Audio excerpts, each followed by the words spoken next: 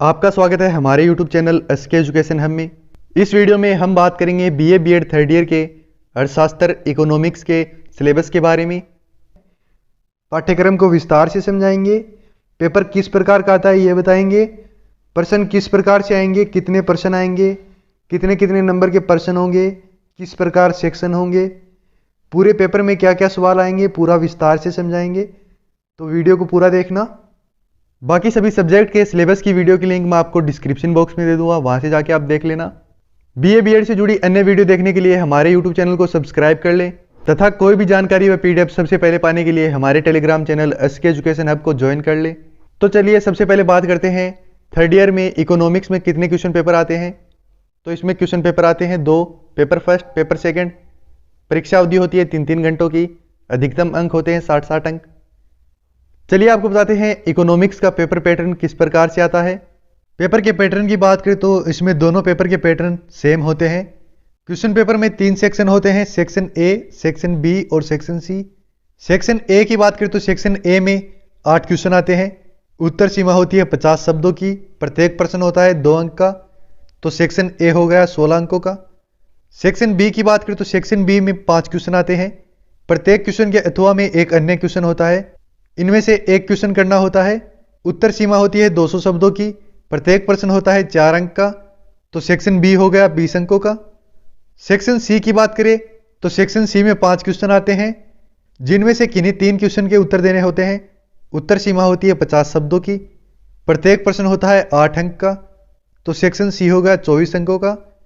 तो ये हो गए टोटल 60 अंक। चलिए अब बात करते हैं इकोनॉमी के पेपर फर्स्ट के बारे में, जिसका नाम है पैसा, बैंकिंग और सार्वजनिक वित्त, जिसे इंग्लिश में कहते हैं money, banking and public finance.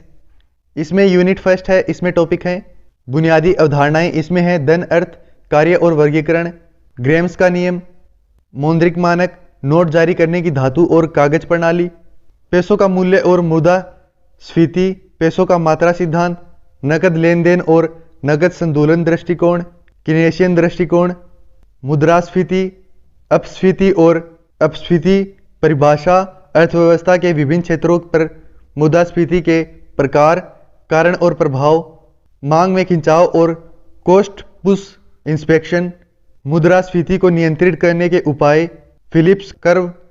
तो ये थी यूनिट फर्स्ट।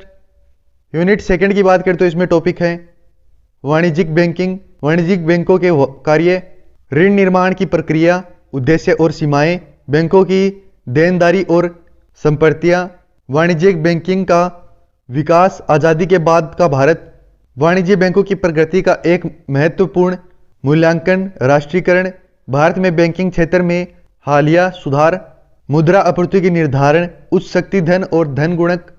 तो ये थी यूनिट सेकंड। यूनिट थर्ड की बात करें तो इसमें टॉपिक है स्टेल बैंकिंग, स्टेल बैंक के कार्य, विभिन्न मात्रात्मक और क्रेडिट नियंत्रण के गुणात्मक तरीके, वस्तुनिष्ठ तरीके, भारतीय रिजर्व बैंक की भूमिका और कार्य, मौद्रिक नीति भारत के विशेष संदर्भ में। तो यह थी यूनिट थर्ड। यूनिट फोर्थ की बात करें तो इसमें टॉपिक है सार्वजनिक वित्त की प्रकृति और दायरा, सार्वजनिक वित्त का अर्थ और दायरा, भेद निजी और सार्वजनिक वित्त के बीच, सार्वजनिक सामान बनाव, निजी सामान बाजार की विफलता, सरकार की भूमिका। फिर है सार्वजनिक व्यय, अर्थ वर्गीकरण और सार्वजनिक व्यय का सिद्धांत, सार्वजनिक व्यय के प्रभाव और सिद्धांत, भारत में सार्वजनिक व्यय में रुझान और वृद्धि के कारण सार्वजनिक व्यय। तो यह थी यूनिट फोर्थ। यूनिट फिफ्थ की बात करें तो इसमें टॉपिक है कराधान, सार्वजनिक राजवंश के सत्रों, कराधान, अर्थ सिद्धांत और वर्गीकरण, कराधान के प्रभाव, अच्छी कर प्रणाली के लक्षण, कर में प्रमुख रुझान केंद्र और राष्ट्रीय सरकारों, राजस्थान का राजस्व। तो ये थी यूनिट फिफ्थ। और बीए बीएड थर्ड ईयर के इकोनॉमी का पेपर फर्स्ट। पेपर सेकंड की बात करें तो इसका नाम है मात्रात्मक तकनीक, क्वांटिटेटिव टेक्निक। इसमें यूनिट फर्स्ट है। इसमें टॉपिक है कलन, किसी फलन का विभेदन, किसी फलन का समाकलन, अंकगणित और ज्यामिति प्रगति, लघुगणक। फिर है मैट्रिक और निर्धारक, विभिन्न प्रकार के मैट्रिक्स, निर्धारक, मैट्रिक्स का उल्टा, क्रेमर का नियम। तो ये थी यूनिट फर्स्ट।